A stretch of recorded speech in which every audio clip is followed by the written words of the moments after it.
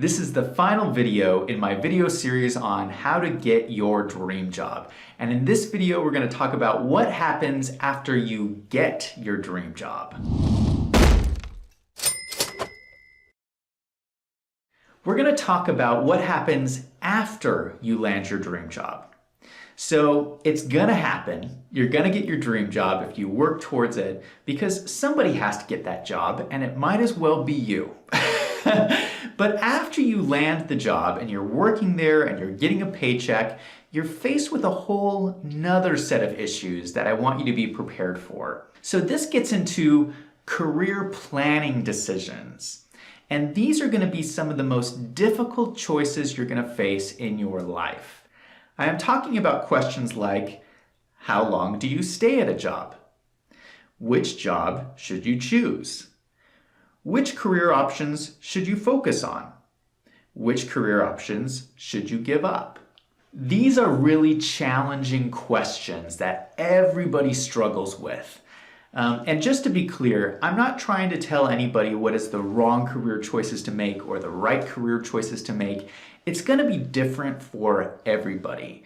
All I can do is share with you my experience. And it's my hope that if somebody is struggling with these difficult career choices, that it might be helpful to hear how somebody else navigated through those. I got my first dream job when I was 25 years old. And I was working as a film producer for a small film studio in Los Angeles. Now, for those of you who don't know what a film producer is, a producer handles all the business aspects of making a film. So for a film, you usually have a creative team that's making the creative choices, and then you have a producing team that's handling the business side. Don't get the wrong idea here. It's not like I was running the show. I was at 25 years old. I was in an entry-level position. I did a lot of coffee runs, but I was involved in every single aspect of making a film. And this was from initial development and writing the script, to hiring the actors, to shooting the film, to editing the film, and finally to selling the film through worldwide distribution. So this is what I wanted. I wanted to be involved in the whole film production process from beginning to end, and this was my dream job that I had worked so many years for. At this company, we made exclusively low-budget films, which is mostly TV movies, and we made a lot of them. So we made movies for a whole bunch of different channels, including Lifetime, ABC Family, the Sci-Fi Network, and we were making about 30 films a year. Now, to wrap your head around that, 30 films a year means you're pretty much starting a new film production every 2 weeks, and these productions would overlap. And so at any point in time, we had 8 films shooting in production, shooting all over the world. So it was a lot of hard work. I mean, if you can imagine, making one film is hard enough. We were making 8 at the same time. But, you know, it was interesting, it was exciting, it was fulfilling work, and this was my dream job. But there was a problem. I began to realize over time that I was unhappy. And this caused a big conflict in myself, because here I was in my dream job, but I was still unhappy. And there was something about this job that wasn't a good fit for me. So my biggest frustration, and this has to do with working in Hollywood, there's this culture of celebrity where there's this level of superficiality and fakeness that gets elevated. And I really have no patience for that. The favorite part of my job was the business aspect. I loved making money. I loved the work. I loved the process of putting a film together. And so there was all of these day-to-day activities that were pulling me away from the part of my job that I loved.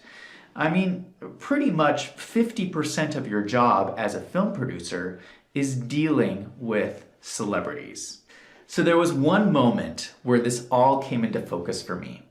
And I'm sure you've had these moments in your life when it's such a pivotal moment that you can remember it with crystal clear clarity. This was one of those moments for me. And so I was standing in the hallway talking with one of the owners of the studio.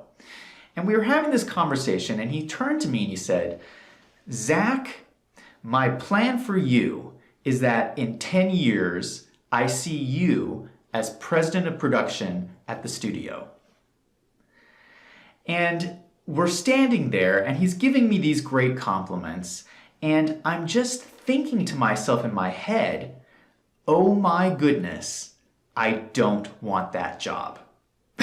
And that was the moment. That was the moment when I realized there was something about this job that was not the right place for me. So there are 4 key points here that I want to make. The first one is, you never really know what a job is like until you are inside that job. So when you go after a dream job, you develop this idea about what a job is going to be like. And there's always going to be a difference between your idea and reality. And so you need to be prepared for, there's going to be things that come up that you would have never realized until you're actually sitting in that seat. The second thing is, look at your boss's life and your boss's boss's life. So when you're at your job, you need to not just look at your job, you need to look up the chain of command. So look at your boss's life and your boss's boss's life, because that's the direction you're headed in your career. And you need to ask yourself, do you want their job? The third thing is, do a frequent evaluation of your job. More than anything else, this one thing will help you make better career choices to help you land in a job that you enjoy. So you should be constantly asking yourself, what aspects of my job do I enjoy, and what aspects of my job do I dislike? And be very self-aware about that. The fourth thing is, a dream job is not a destination, it is a stop along your career.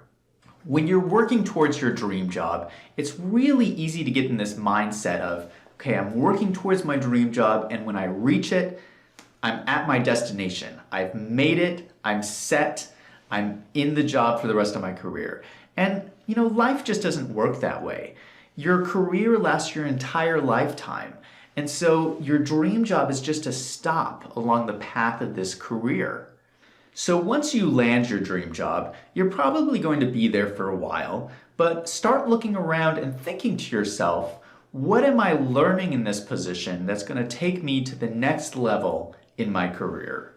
So not long after I had that very important conversation, I left that job and I moved to a job working for a real estate investment company. Now, this was a tough choice. I mean, here I was in a dream job I had worked so many years for, and I made a change to another company in a different industry. That was a tough choice to make.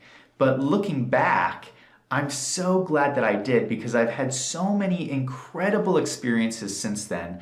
And at this point, I've had several dream jobs. And looking back, I don't feel like any of my time in Hollywood was wasted. Because it taught me so much about business that I use today. It really just set me up for the next place in my career.